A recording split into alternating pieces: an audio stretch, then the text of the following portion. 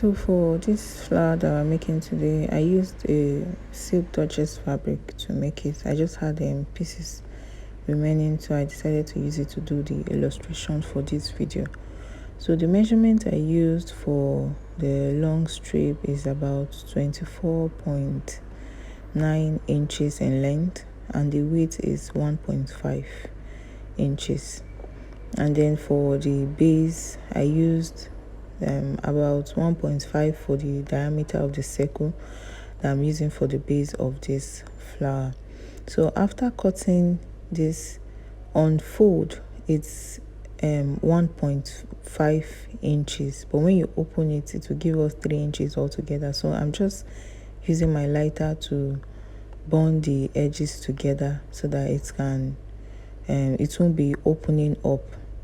But for alternative for this method, you can use an hemming gum to glue it together instead of using the lighter to bond the edges. So I just showed you the measurement I used, and this is me measuring the circle, which is the base of our flower that we're going to be using.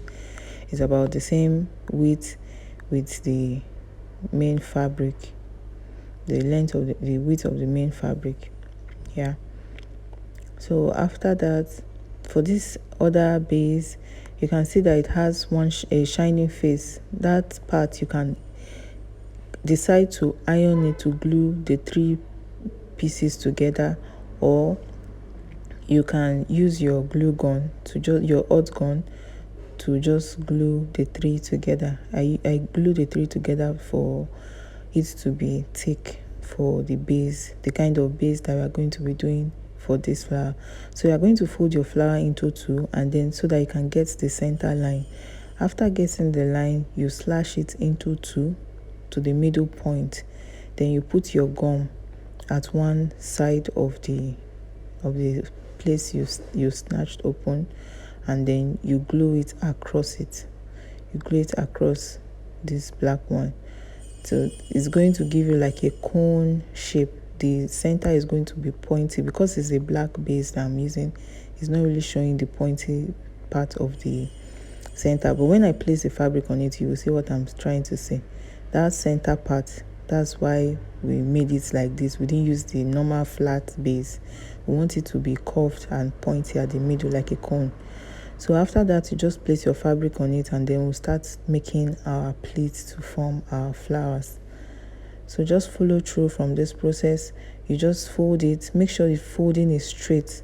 If you see me folding more than once, it's because the folding is not straight. I'm just trying to get it straight. So I was just illustrating and showing you guys how we are going to be doing the folding continuously. So we are going to start now. We put our glue. This place was opening, so I had to glue it together. So it is better for you to use hemming gum for this stuff instead of using your lighter. My lighter was not that okay for me to use. The lighter was having issues at the point. So this is me folding it. After the first fold, you fold again to meet the second one, and then you put a gum at the end. Make sure the gum that you are using or you are applying on it is a very little quantity of it. I made some little mistakes. I added too much of gum. So just put little gum at that point so that your flower is going to come out very, very neat. So you just keep folding that way and gluing it until you notice that you've exhausted the round circle inside. And then you can now use the excess part of the flower to tuck it in. See the way I was trying to show you, but just keep watching and then follow the process through.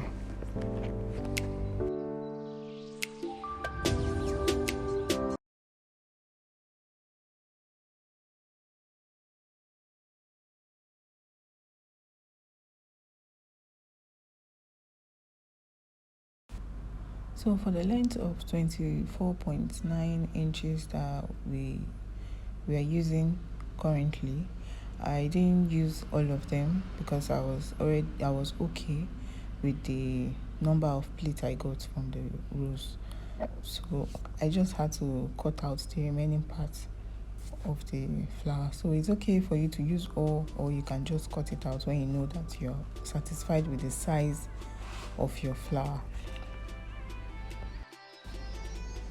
After cutting it out, you trim out the edges with your lighter. Feel free to adjust as many times as possible until you get a very neat finishing. The main essence is just to make sure that your finishing is as neat as possible. So now I'm going to be showing you how I did my own finishing for this flower. So you can see that I'm trying to tuck in the excess fabric we have at the bottom part. I'm trying to tuck it inside that cone shape that we made earlier. So that's the essence of making it this cone shape, so that you can be able to tuck in every of the excess that you're going to get from, because there's no how you want to make it that you won't get excess. It's better for you to have excess than for you to have not to have, because your work will not be so neat if there is no much excess on it. So all these excesses we are going to put them inside that cone. We're going to tuck them in with our gum. Make sure that everything goes in and your flower will be okay and very neat at the top part of it. You can see the way I'm doing it. I'm just folding every part inside, every excess part inside the cone shape, and then we'll use another base to do the finishing. You can see this is how it looks so very neat and beautiful.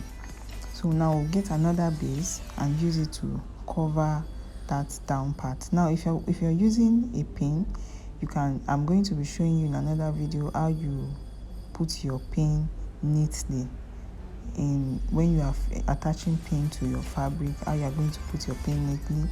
You can put your pin on the base before attaching it on the flower like this, or you use a double base. You put the first one to cover the bottom, and then you make another base that have a pin on it, depending on the kind of pin you want to use.